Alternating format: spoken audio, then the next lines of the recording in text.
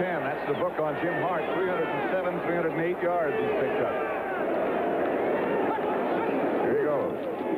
Three-man rush this time. Hart fires. Headed in the corner. Touchdown, Dallas. Mel Gray. Touchdown for St. Louis. Mel Gray took it off the spike. Dallas went up and spiked it, and Mel Gray came right down with it. He was open to play before.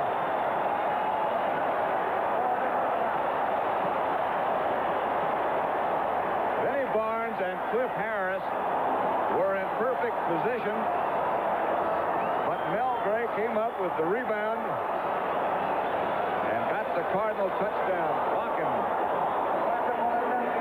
with Worley holding. Got it. Watch the touchdown play again. The coverage was good. The Dallas defenders were there. Mel Gray just caught the deflection. Terry Metcalf, along with the rest of the Cardinals, he's come to life in this second half. About Mel Gray. How about it? Six catches, 143 yards. Jim Bakken set the kickoff. Jim Jensen and Butch Johnson deep for Dallas. Good kick. It's going to be Johnson at the 5. Out to the 30, maybe the 31-yard line before down he goes. Let's go back and look at that touchdown again. The deflection on the Hart pass. Often secondary guys in the end zone gamble on the ball, and they have to do that. Now watch this as two Cowboys converge, knock each other off, and the man on the spot got at least 2 feet down. He was legal. That was Cliff Harris that got his hand on the ball. Benny Barnes was back there with him. 99-yard drive by the Cardinals. Took them 13 plays. And they lead the undefeated Cowboys now 21-10. Strawback. Outside, Billy Joe Dupree for about 5. Taken down by Ken Reeves. I'll tell you one thing. Landry doesn't show any panic. He shows concern always. There goes Charlie Young back in with the play. And again, this fellow knows how to come from behind, too. If you're counting the Dallas Cowboys out, don't. Fourth period score was Oakland 17, Denver 10. 6-yard pickup on that completion to Billy Joe Dupree. So it's 2nd and 4 with the ball now to the 37-yard line. Plenty of time left. 12:27 to be exact. Pitch back to Young. With some room, he's got a first down and more. That might have been the last man who had a chance. Got a little fight down here with Golden Richards and Thompson. Norm Thompson for just a moment. As I said, the Cardinal team is edgy it anyway, but today they're really ready to go with anybody. Watch this good play by Young. There's Rayfield right out in front of him. Now, as the screen goes by, if we can stay with it, you can see to the top there as they start to wrestle. That was Thompson and Golden Richards, who seems to have that problem quite often in the secondary. That's Mike Dawson, who made the tackle way downfield for a defensive tackle. First down for Dallas, however, now in Cardinal territory at the 49. Dennison trying to find some room and does, down to the 45. Kearney, backup middle linebacker. Miami has gone ahead of Kansas City now at the Orange Bowl. The score is 14-10. Lane Nye. Rayfield Wright, the right side of that offensive line. Scott Laidlaw and Preston Pearson come in. Two good pass receivers coming out of the backfield, so it looks like they'll shotgun. Golden Richards and Drew Pearson both split to the right. Laidlaw and Pearson the setback.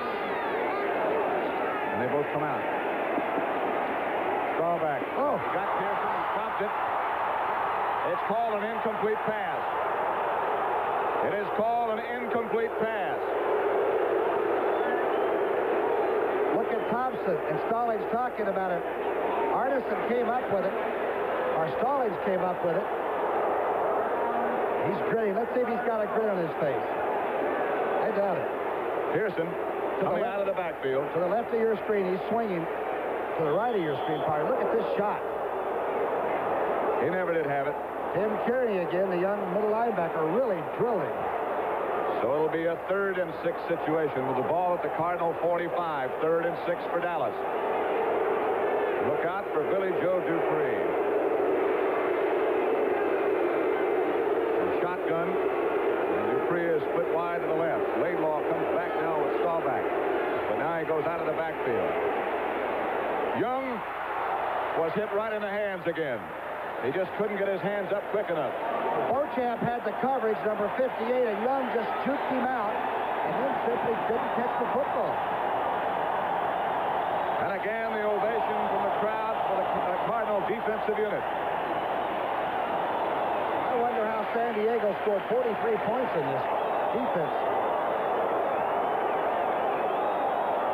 It'll be 4th down for the Cowboys now. Clock shows 10 minutes and 46 seconds left to play. St. Louis 21, Dallas 10. Danny White. Remember, he can throw. And he can get inside the 20 if he wants to angle it. He's not a bad kicker. The high kick is going to go into the end zone. Metcalf watches it soar over his head. And so the Cardinals will take over at their own 20-yard line with 10 minutes and 35 seconds left to play. They lead by 21 to 10.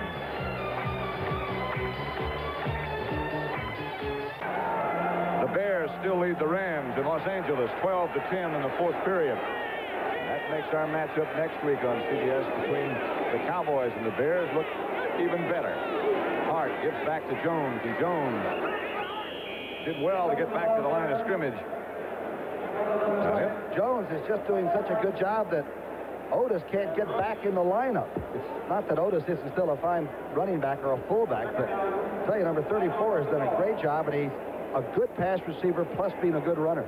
He got a yard on that last carry. The offensive line strolls up in front of Jim Hart and company. 10 minutes and 5 seconds now left to play. 2nd and 9 for St. Louis. Hart's going to throw. Outside Mel Gray, all kind of room. He broke a tackle and then got out of bounds at the 30. This was a Canadian football field, and he would have scored. All he had to do was have another extra yard, and he was gone. Now, he did a funny thing after the touchdown. I don't think it was funny, and I'm sure Dallas doesn't. He went over to the secondary men and spiked the ball. He caught for a TD and put the ball in their face and showed it to them and then spiked it. And, boy, sometimes those kind of things come back to haunt you because the Cowboys are going to try to steal the ball now as best or any way they can. Mel Gray got enough for a St. Louis first down. Jones gets the call and gets the carry. He ran into Metcalf as the blocking broke down in front of him. Let's see it again. All right, watch Dobler trying to pull number 66 to lead the play. He runs into Jones. Half the darn franchise comes down on top of him. He pulled a little too deep. Don't forget Friday night at 8 o'clock. Muhammad Ali against Ken Norton. You'll get a chance to judge along with our panel of experts who won that contest. Of course, that's academic. Ali won. But you get a chance to make up your mind. Hart goes back to pass. Lofts it outside to Metcalf, who's got some blockers in front. Terry Metcalf, another first down for St. Louis. Jim Hart took a lot off the throw, and it shows you how far he's come as a quarterback. Watch this lob throw now. Big rush. They double and pick up. A great lofted throw. I'm telling you, this guy's like Whispering Smith. Look at this. Over the top and still driving, and you got to put him away, and he almost fumbled it, didn't he? Larry Cole, the defensive tackle, finally made the tackle. Look at the blocks on Jordan. Banks is the one who laid that block. First down, St. Louis, the ball out to the 42 as they keep the football, which is exactly what they want to do. Metcalf, Jordan was the first guy to make contact, and he took him down. We're getting very close to an explosion right on the line of scrimmage. Everybody that makes the tackle now feels like they can go ahead and throw an elbow a little bit. In a minute, you're going to see some either retaliation or whatever you want to call it. There's going to be a few sparks more than just sparks. And here's Hart. made up his mind quickly what he wanted to call a 4-yard pickup on that last play. Make it 2nd and 6 as the clock continues to run. Less than 8 minutes to go down. Dallas linemen go into that flex defense. Hart gives to Metcalf. Metcalf by Jordan again. You mentioned the flex that time, and Harvey Martin lined up and stunted inside, and that Metcalf is so darn quick. He slipped right behind Harvey, and Harvey didn't even know he'd gone through the hole. But Leroy did. Leroy pretty tough to fool. So it'll be 3rd and 3 for the Cardinals. Ball is just in their territory at the 49-yard line. 7 minutes and 10 seconds left to play. Metcalf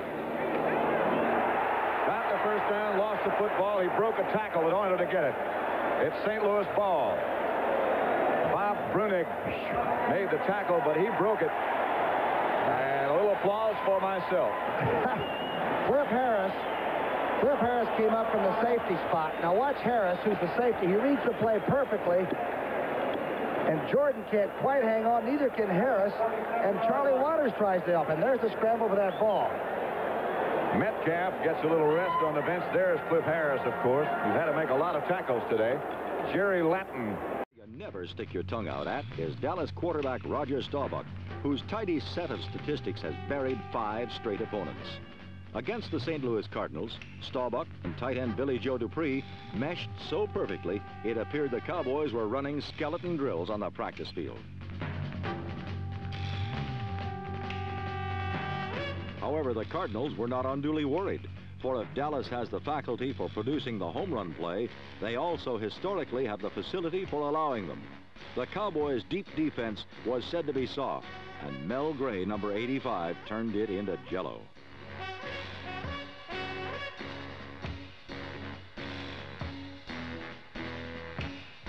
In wide receiver Gray and setback Terry Metcalf, number 21, St. Louis has a 1-2 punch unrivaled in pro football. It was Metcalf's ability to evaporate into the secondary and behind Cowboy linebackers that produced a 14-10 lead for the Cardinals. Ultimately, the difference in the game was the Cowboys' failure to cash in on this opportunity created by Charlie Waters, number 41.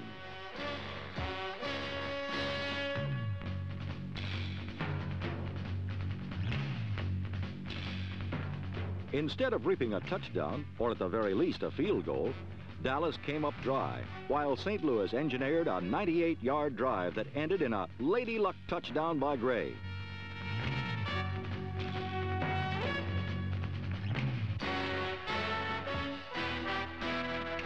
Gray rubbed a spike into Dallas' wounds and seemed to put some ginger in their offense. Operating behind the shotgun, Staubach spit out a final touchdown to Drew Pearson. Even though they managed to make the Cardinals bleed a little at the end, it was the Cowboys who died with their cleats on and lost their first game 21-17.